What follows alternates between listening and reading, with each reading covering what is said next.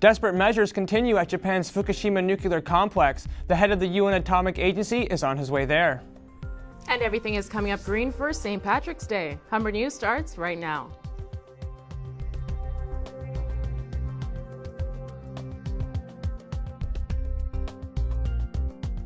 Hello, it's Thursday, March 17th, 2011. Welcome to Humber News, coming to you from the Broadcast Center here at the North Campus. I'm Mike Van Houston. Thanks for joining us. And I'm Sarah Jacob. Ahead on our show, we have all your news, sports, and entertainment highlights, as well as your 5-day weather forecast. But first, Mike has our top story.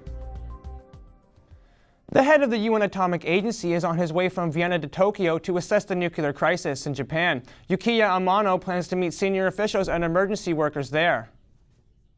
The Japanese are using increasingly desperate measures to try to cool the Fukushima nuclear complex. Military helicopters, high-pressure water cannons, and fire trucks have dumped batch after batch of seawater onto the Unit 3 reactor. The Canadian government says it has chartered 2 buses to help take Canadians out of areas affected by the earthquake and tsunami in Japan. Britain, the United States, South Korea, Australia, and Germany have advised their citizens to leave Japan because of high radiation levels. Chartered commercial aircraft were sent to help bring the citizens of these countries back home, while there has been no word from Canada on providing evacuation flights. The Canadian government is advising citizens to stay at least 80 kilometers away from the Fukushima power plant, but it hasn't advised Canadians to leave the country altogether. In the humanitarian disaster in Japan, police estimate 5,500 people are dead and nearly 500,000 people are homeless and living in temporary shelters. Donations are pouring in to help the country recover, but is it enough? Humber News reporter Emily English has the details. Japan's earthquake was estimated to be 700 times more powerful than the quake that rocked Haiti last year. Despite this, Japan has received only a third of the monetary relief that Haiti did in the same time frame. Within the first 4 days following the Haiti disaster, $150 million was raised for relief efforts. For Japan, only $47 million. The provincial director for the Canadian Red Cross, John Saunders, says Canadians have been generous, but less so than following the Haiti quake. Haiti was one of the poorest countries before the earthquake with very little infrastructure. Japan is one of the more affluent countries in the world with a very strong infrastructure. So every disaster has its unique complexities.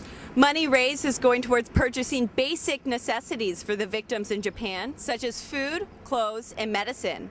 Prime Minister Stephen Harper has also offered to send Canada's Disaster Assistance Response Team to help.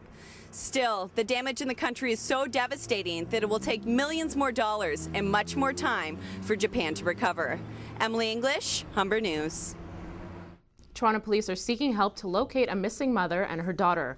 Police say 28-year-old Tamara Tucci and her 2-year-old daughter Aaliyah Johnson were last seen near Islington and Bergamont Avenues on Wednesday.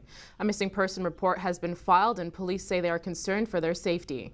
Anyone with information on their whereabouts is encouraged to call investigators at 23 Division or Crime Stoppers at 416-222-TIPS.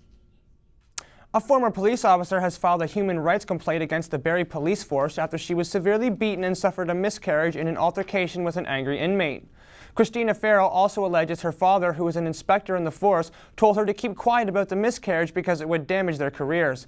Farrell was 11 and a half weeks pregnant when the incident occurred in 2001. She quit the force in 2008.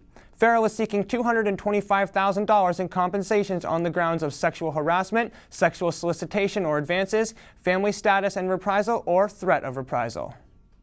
A study paid for by the Ontario Ministry of Finance suggests people in the province haven't been affected as much by the HST as expected.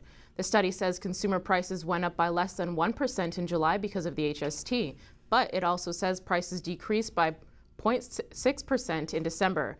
Businesses are supposedly passing on savings they earn from tax credits to the consumers. The School of Public Policy at the University of Calgary released a study.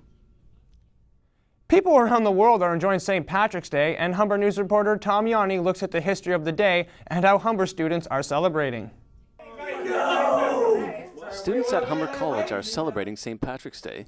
The green attire shows that today everyone is Irish, but do people really know the origin of St. Patrick's Day? And I'm pretty sure it comes from Ireland, where they drink a lot. All right? What it means to me, it means drink all day. Right now at this house, we're just drinking all day. We started at 8 a.m. and we're gonna go to 8 a.m. the next day. Humber students will come to the Lynx pub today to celebrate the Irish culture, but the truth is, St. Patrick himself wasn't in fact Irish. He was actually English.